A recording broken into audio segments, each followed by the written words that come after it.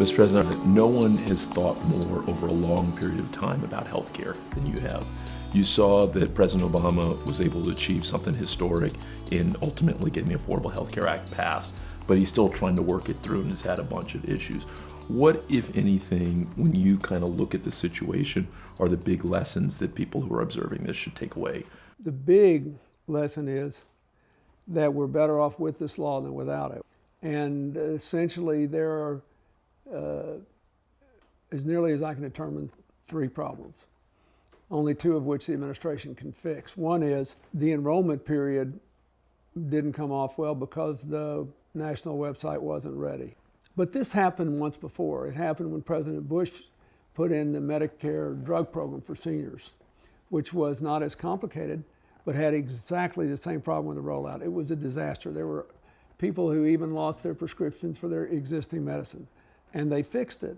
The next problem is a lot of the states with Republican governors are not taking the Medicaid money. And let me explain that to people watching this. The healthcare law provides for individuals not covered at work to get insurance, and if they're low income, if they are between 133% and 400% of the federal poverty level for their families, they can buy on the market and get tax credits. Okay. That's everywhere, and there's a national site. Yep.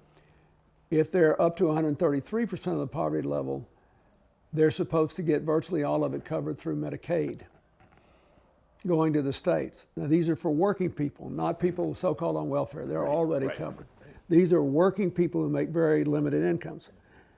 The Supreme Court gave the states the right to opt out of that. So the states that opt out of that, there's nothing the federal government can do. Wait, so the states that opt out of that, those folks aren't covered? So no. So if you're making $12,000, $15,000, $20,000 in some states. So you're going to have, in the states that didn't participate, you're going to have this bizarre circumstance where everybody that didn't have insurance with an income of between 133 and 400% of the poverty level will be able to buy insurance on the individual market. It'll be cheaper than anything they otherwise could have gotten. The prices are lower than were estimated, not higher. They're going to be fine. But the other people are not, so they'll have to go to the emergency rooms.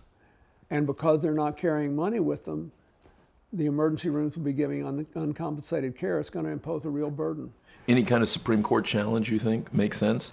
No, in that because sort of case? that's exactly what the Supreme Court voted to let the states do, to basically make the decision not only to mess with their low-income working people, but to hurt their own hospitals. What I think will happen when this becomes evident, since the federal government was just giving them the whole load, I think more and more states will flip and start taking it like the governor of Ohio has, the governor of Michigan has. I think they'll come along. Third problem is for young people mostly, but not all young, who are in the individual market whose incomes are above 400% of the poverty level. They were the ones who heard the promise, if you like what you got, you can keep it. I met a young man this week who has a family, 2 children, bought in the individual marketplace. His policy was canceled and one was substituted for it that doubled his premium. Now, I asked him, I said, same coverage? He said, yeah. And I said, but are your co-pays and deductibles the same? He said, no, they're much, much lower. So he said, in the years when I use health care, I might actually save money. But he said, you know, we're all young and we're all healthy. So I personally believe, even if it takes a change in the law, the president should honor the commitment the federal government made to those people and let them keep what they got.